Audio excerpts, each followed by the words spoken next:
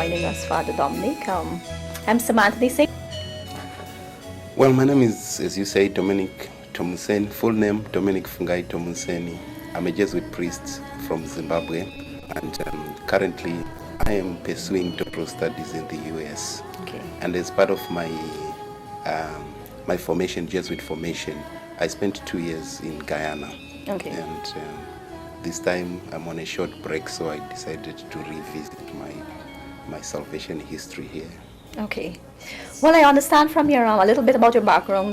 You came up. Your ordination was actually during a very difficult time in Zimbabwe, when the people were facing a lot of injustice and discrimination. How would you relate that experience to Guyana? Well, I think Guyana has gone through the same political problems that we have gone through in Zimbabwe. We have had our fair share of, political crises, which are common in most countries, post-independent crises, when a country is trying to find its own way, it's trying to establish the best way forward. So that was the case then in 2008 when I was ordained. But by and large, the spirit of the people prevailed, and things are improving. They are not the best. We still have a fair share of problems, but we're going somewhere. You can see a lot of progress.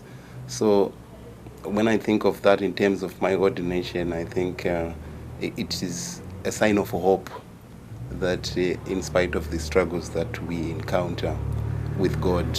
So you've been working with us in Guyana from 2003 to 2005, Yes. basically with the youths. How do you find working with the youths here? Oh, it was quite an experience, a very good experience. I enjoyed it thoroughly. I was young then and so forth, and the youth here, they're full of life.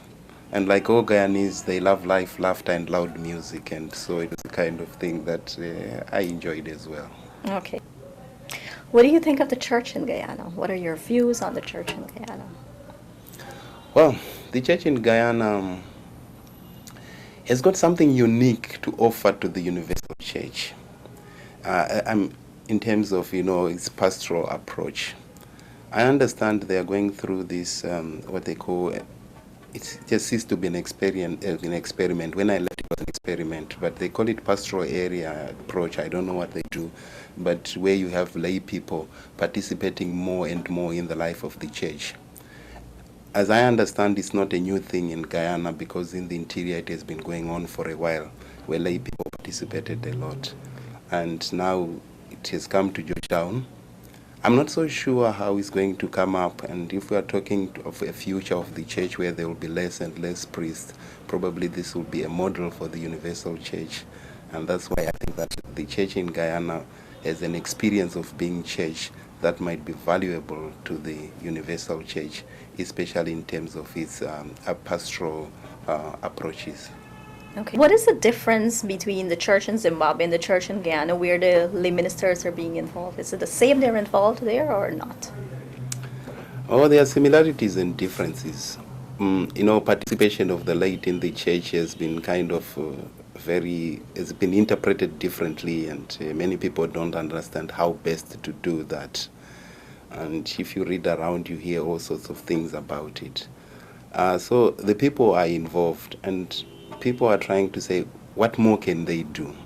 In the church, we have had priests almost kind of running the show. Everything depended on the priest. And what I think they're trying to do now in Guyana with this pastoral area is to have more participation of the lay people in administration, as well as in the sacramental life of the church. It's no longer a priestly thing. That happens in Zimbabwe, but probably not at the scale that it is happening here.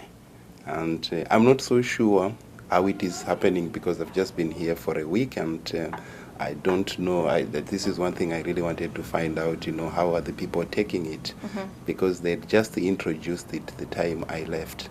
And way back then, we were not so sure, was it the right way to go? Was it the best way, and so forth? But now it's 8 years, and it seems, maybe people have gone a step further, and they like it. pick up here and there. There are some individuals who feel probably no, it's not the best way to go. But there are also some people who are saying something great is happening, and that is to be expected. And that's how the Spirit works. True, and that's one of the ways to get the people to grow in the church as well. In terms of the Jesuits, why did you choose to be a Jesuit? I used to know how to answer that question, but now over the years, I wonder if I know. If I chose. It's more of being chosen sometimes, I feel. You know, the whole talk of a calling and a calling. It's easier. People will say, I was called. Some of my friends, they joke with me. They say, were you called or you just answered without being called? So, but what then I discover that it's not an easy thing that you say, well, I chose the Jesuit because of A, B, C. It's something that you grow into, something you encounter a lot of things about the Jesuits and so forth. I happened to grow up in a Jesuit parish, and I saw those Jesuits around, and somehow they inspired me. And I learned more now about the Jesuits. They were not only in parishes, they were in other places as well. They were in education, they were in social justice issues, and so there was quite a lot. And eventually I was introduced to the Ignatian spirituality. You know, Ignatius is the founder of the Society of Jesus, and he has this very powerful heritage that he has left to the church as spirituality. And again, I found that again very helpful and attractive. So it was a gradual growth into the vocation. And that's how I explain the calling. I see. So if we say the Pope is a Jesuit, what are your comments on that? The Pope is a Jesuit. I don't think it has much to do with the Jesuit that the Pope is a Jesuit or not. It has to do with the church. The church was there before the Jesuits came on the scene. The church was there for about 1,500 years. And then Jesuits came along. So we are part of the church as Jesuits and so forth. And having a Jesuit Pope is the growth of the church that always find ways of using whatever resources that they have, whether they are Jesuit, Franciscan, or Redemptorist, or whatever congregation. The church is a way of bringing all her children together and give them opportunities to serve in whatever way. And so it's not really like this is a special victory for the Jesuit or anything like that. It's just the church making use of resources available to it. Youth ministry needs to do a lot of inspiring, but at the same time, and as much as you get yourself involved in activities, you should always center it on God, to know that God is the center of everything that we are doing. True. We can end up just having good time going to Kayuka or every other place. So many people do that. What is it that as a church we offer to young people? And I think that faith aspect is very important and must be encouraged.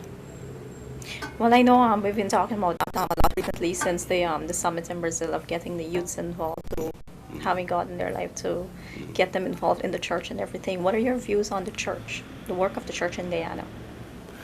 The work of the church in Guyana, I think it still has to evangelize.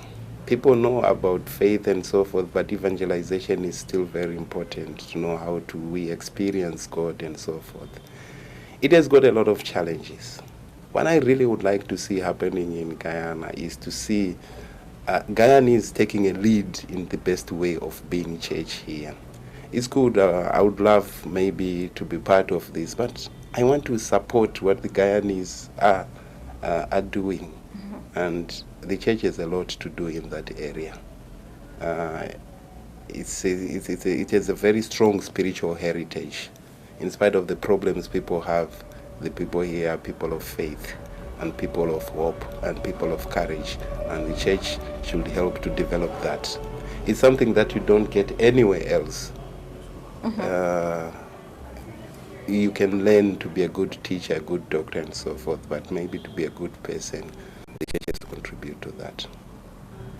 what ideas or recommendations or even suggestions you have for the Catholics in our church? We're looking to grow the faith, we're looking to grow the community, we're looking to grow the youths, we're looking to grow the people's involvement in the church.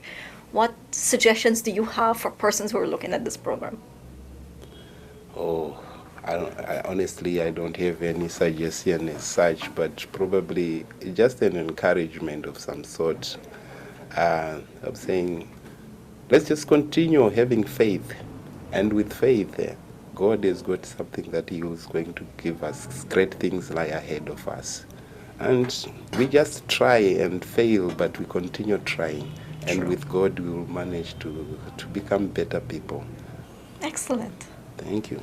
Thank you, Father Dominic. Thank you very much.